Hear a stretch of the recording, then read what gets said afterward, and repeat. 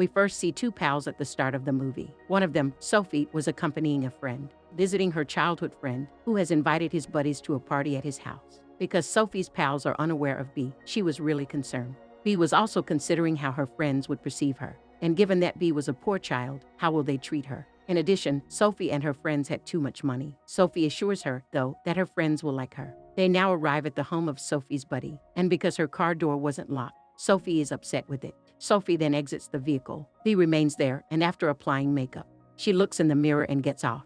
B left, however, and the lights began to come on. They go into the house. All of Sophie's wealthy friends were gathered there, having fun in the pool. Everyone is surprised but also pretty glad to meet Sophie, because she failed to inform anyone in the group chat that she would be attending. Everyone was now pleased to see Sophie, with the exception of one, someone Sophie formerly regarded as a friend but who she now despises. After a long time, everyone finally sees Sophie. So, one of Sophie's pals decided to make this occasion special by using a large knife. The champagne bottle is open. When giving Sophie the wine, everyone takes a sip. She rejects and declares, "No, I won't take this." B also doesn't drink wine. Afterward, it begins to rain and everyone begins to enter their homes. Later, a friend of Sophie's enters her room. Whose house she entered? How did his eyes turn black? Sophie queries of him. What happened to his eyes and why? He confesses to her that he recently fought with a friend. He turned hostile towards me and left.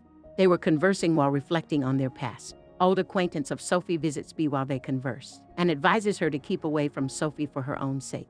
When B visits the kitchen later, there were some girls producing TikTok videos. B felt a little uneasy in this circumstance. She doesn't enjoy herself as much as other girls do. "How's the friendship between you and Sophie going?" all the girls ask her. B responds, "Very good," to their response. As darkness fell, they began their actual party. Everyone there has a great time dancing and drinking wine. There was dancing between Sophie and B. That friend, who was formerly friends with Sophie, doesn't like it. That she and B are having a great time there. She now invites B to dance with her. She doesn't like it when Sophie notices her doing it. Sophie requests a game from everyone. She suggests that we play a game right here. Its title is Bodies. Everyone will receive a paper, and there are numerous rules to this game. One will be a killer among us if they have the letter X printed on their paper. The murderer would need to track down everyone. Later, he will kill them in the game rather than in real life. When a player dies, they must lie down and act as though they are dead. The person who discovers the body will then have to shout bodies. Everyone was prepared to play this game because it is the game at hand. Before beginning this game, everyone drinks wine. They slap one another and everything seemed quite odd. The game is started after the lights are turned out. They all turn on their mobile lights and each one goes into hiding. B was looking for a spot to hide after activating her mobile light. She then hears someone yell, "Bodies." The murderer has already claimed a victim, thus, that a player has discovered a match. One of their buddies has passed away when they all gathered together. As a result, he was behaving as though he had passed away. They are all considering who among them is the murderer. Everyone was placing blame on one another. Some claim you are the murderer, and some of them claim that you are, which causes them to start fighting. This was their actual fight, not the one they had in the game. After finishing the game, half of them have left. The remaining individuals, which now includes Sophie and B, they start drinking wine since they believe the game is done, and start violently slapping each other. The weather suddenly deteriorates, and it begins to rain fiercely. Their electricity also goes out as a result. All of the girls start to worry and consider how to restore power. They enter a room now and, as they pass through a window, they note that a party has been planned at the home of Sophie's acquaintance. He had bleeding from his neck, and when B yelled, the females arrive in droves to find out what occurred. But there, their friend passed away. They were considering whether a real killer would be present because they were so concerned. There was no network when they attempted to phone for assistance. They all now head to Sophie's car, that they can ask the nearby town for assistance. However, they discover that the car's battery is also dead. B had left the car lights on as she was driving away. They just have one car now, because each of the Sophie's friends brought a friend along with them.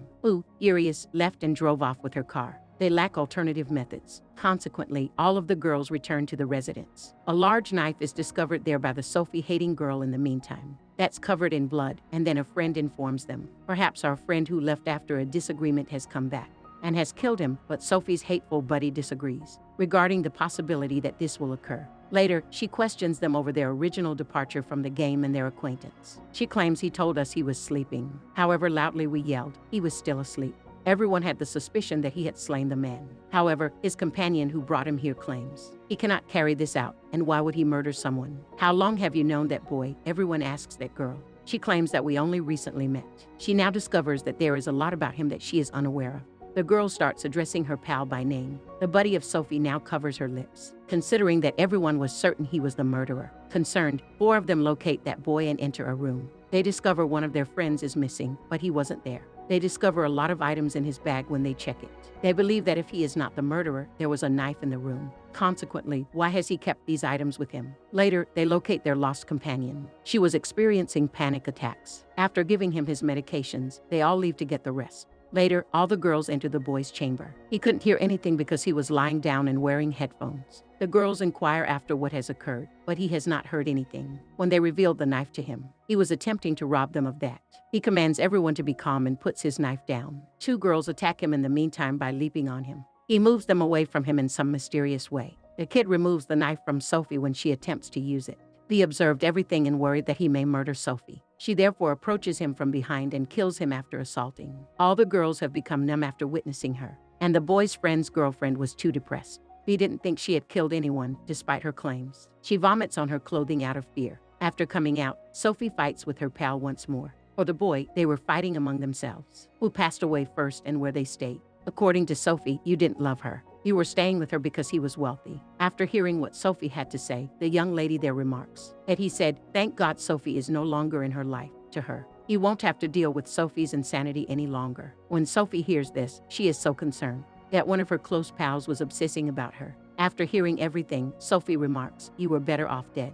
The girl left after hearing this. Then Bee is displayed, who, after cleansing her body of the blood, they have all dispersed as she was altering her attire, and they were coming across one another. Then a girl's foot became impaled there. She stumbles and lands on her friend's lifeless body. She was Sophie's altercation with the same friend. Also lost their other pal, a former friend of Sophie's who despises her claims. Now that he has also passed away, the person we believe to be the murderer, accept the fact that the killer is among us, one of their buddies says. Someone is out for our lives, and we need to catch him quickly, prior to the death of anyone else. Sophie's friends are now seeking clarification, blaming Bee, since no one knew anything about her. They both inform her that they have looked for you. On social media, there is no female by your name, and the university does not list your name. Even you have already seen the body of our pal. The girl claims that you murdered my beloved friend. Both females then made Bee, a friend of Sophie's, leave.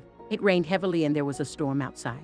All of the house's doors have been locked. In order to hide, Bee now goes to Sophie's automobile. She sits there after putting the car's mirrors down. She consumes the chips while donning a dry suit. She tries to go once more, and as she approached the window, she observes Sophie's antagonistic friend. She was taking the gun from her friend's father. After some while, Bee discovers a hidden entrance via which she can access the home. She explains to Sophie and the companion, "Your friend Sophie, whose name is Jordan, is armed." Jordan reveals that there was nothing in her pocket. X is scribbled on a sheet that falls out of her pocket. Consequently, Jordan was the murderer. No one trusted Bee before she betrayed their confidence, and now she has done so. Bee now speaks her truth.